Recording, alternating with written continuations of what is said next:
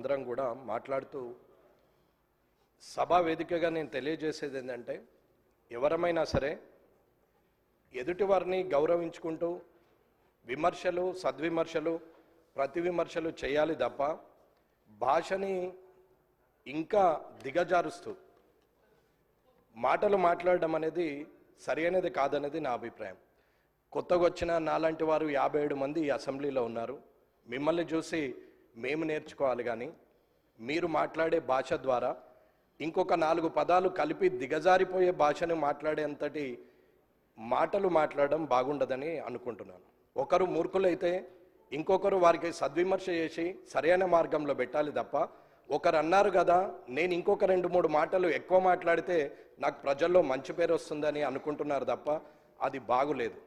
ఇలా మనం ఒకరి మీద ఒకరు మాట్లాడుకుంటూ వాటిని కనీసం రికార్డ్స్లోకి కూడా తీసుకునే పరిస్థితులు లేకుండా మీడియా ముందట మాట్లాడుతూ పోతుంటే ఆఖరికి మీడియా వాళ్ళు కూడా క్లాస్మేట్స్, చిన్ననాటి మిత్రులు ముఖ్యమంత్రి గారు అయినట్టు ముఖ్యమంత్రి రేవంత్ రెడ్డి లేకపోతే మాజీ ముఖ్యమంత్రి చంద్రశేఖర్ రావు అని చెప్పి సింగులర్ వర్డ్లు మాట్లాడి ప్రధానమంత్రి మోడీ అని మాట్లాడి చిన్ననాటి మిత్రులతో సంబోధించే పరిస్థితికి మీడియా కూడా వచ్చిందంటే దానికి కారణం రాజకీయ నాయకులమైన మనం అనేది మీరు గ్రహించాలి.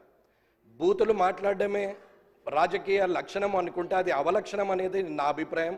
దయచేసి సభలో ఉన్నటువంటి పెద్దలందరూ కూడా చంద్రశేఖరరావు గారి నుంచి మొదలు పెడితే ఇప్పుడున్న ముఖ్యమంత్రి రేవంత్ రెడ్డి గారి వరకు మధ్యలో ఉన్న మంత్రులు కానీ, ఇక్కడున్న ఎమ్మెల్యేలు కానీ, కొత్తగా ఎన్నికైన మాలాంటి వాళ్ళు కానీ, రానున్న శాసనసభకు వచ్చే సభ్యులు కొత్త వారికి కూడా మంచి సందేశాన్ని ఇవ్వాలని, మంచి సభా సాంప్రదాయాన్ని ఇవ్వాలని, రాజకీయంలో మనము మంచి పేరు తెచ్చుకోవాలనేది అందరి సభ్యుల్ని నేను కోరుతున్నాను.